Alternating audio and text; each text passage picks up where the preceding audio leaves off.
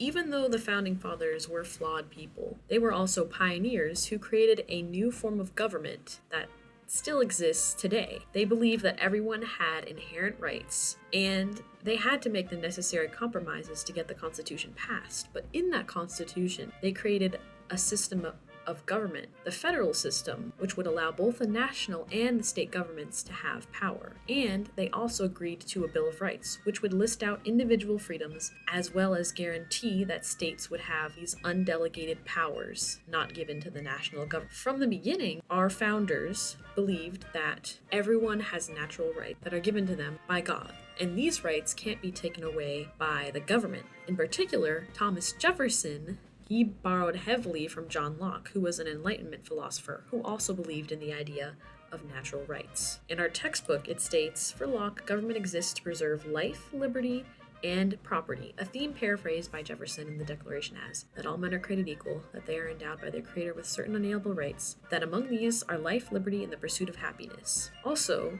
the founders that signed the Declaration of Independence were putting their lives at risk in a way, because if the colonies lost the Revolutionary War, they could have been tried and possibly executed by the British government. Moving on, when they were creating the Constitution, they had to make some necessary compromises, such as allowing slavery and the Three-Fifths Compromise because the southern states economically depended on slavery. If they didn't do this, if they outlawed slavery, then the southern states wouldn't have ratified the Constitution and it couldn't have been passed. In that Constitution, the most important thing that they outline is the system of government, the federal system. It's a combination of a unitary system and a confederal system. In a unitary system, the national government has all the power, and this was the case for the British monarch, but this resulted in a corrupt government that abused its power. But on the other hand, a confederal government, the states have most of the power, and this results in a weak national government, which means that it can't collect taxes and it can't fund an army to defend itself. So the founders agreed that they would create a federal government, which would give the national government more power, but it would still give the states some powers. And finally, these same founders agreed to the Bill of Rights, which was actually written by James Madison. The Bill of Rights includes individual freedoms like freedom of speech, the right to bear arms, and the right to a trial by jury. But it also includes the 10th Amendment, which states,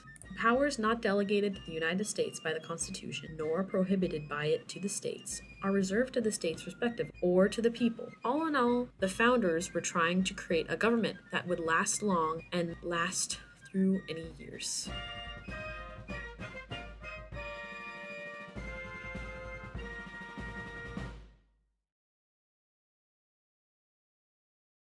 Manifold forms of mass death, far from being unfortunate exceptions to an otherwise benign historical record, have been indispensable in the rise of the wealthiest and most powerful imperium in the history of the world. David Michael Smith.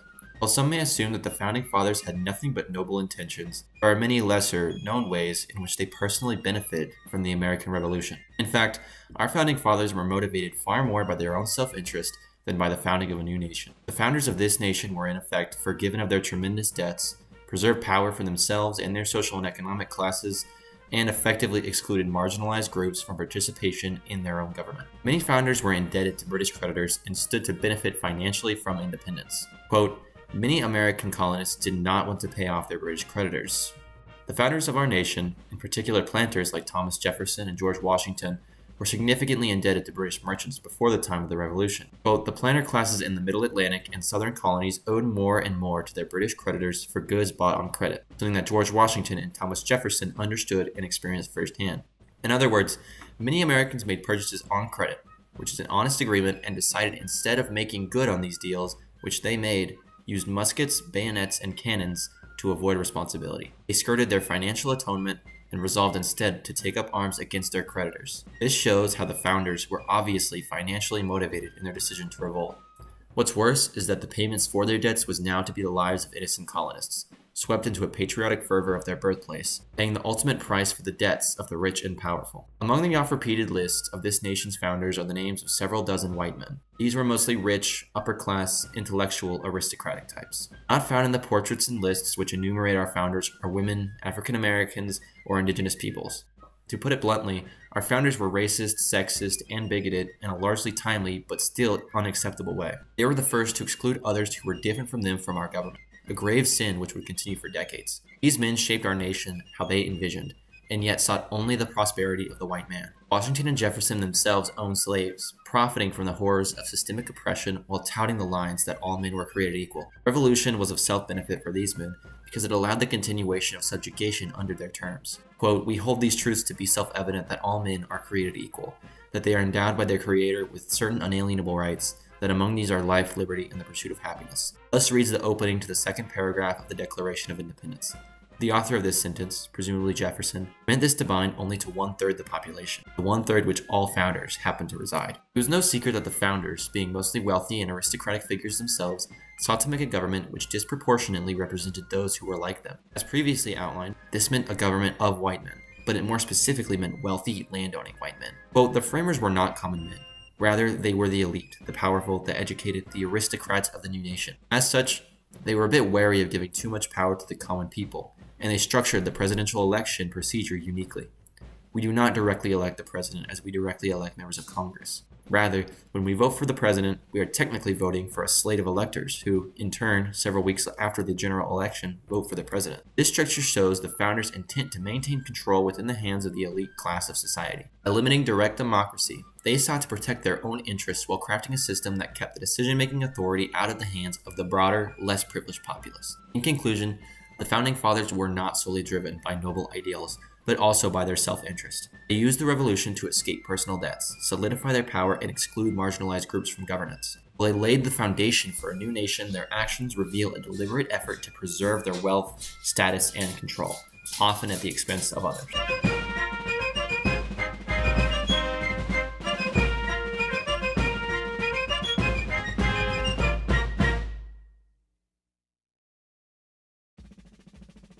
Federalist Number 10, written by James Madison, talks about the problems of factions.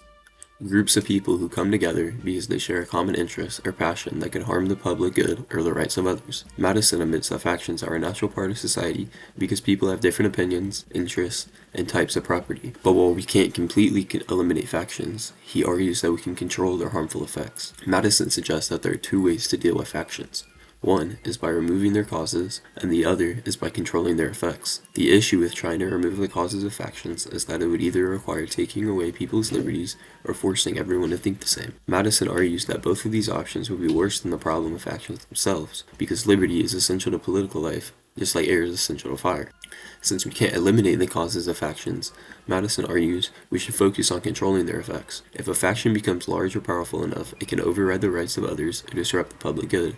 This is particularly dangerous when a majority faction can push its agenda and pass laws that benefit only itself, leaving the minority with no voice. The goal, according to Madison, is to protect the rights of individuals and the public good from the dangers of majority factions. Madison then compares the two types of government, pure democracy and republics. In a pure democracy, citizens directly make decisions for themselves, but in this system, a faction could easily become the majority and use its power to oppress the minority. Madison argues that pure democracies are unstable and prone to violence because there's nothing to stop the majority from pushing its own agenda at the expense of others.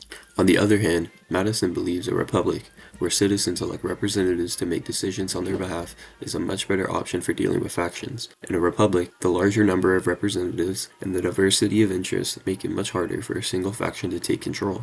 Madison suggests that by spreading out the power and making the government bigger, we reduce the chances of a majority faction running everything and trampling on the rights of others. Another advantage of a republic is that representatives, who are elected by a larger group of people, are less likely to be influenced by local or narrow interests. They are supposed to represent the public good as a whole, rather than just a specific group. While there's always the possibility of bad candidates being elected, the larger electorate in a republic makes it much more likely that the most qualified and virtuous people will be chosen. Finally, Madison argues that the federal system, where power is divided between the national and state government, is the best way to deal with factions. The larger the republic, the less likely a single faction can dominate. The U.S. Union, with its many different states, provides a kind of safety net against any one kind of faction taking control and imposing its will on everyone else.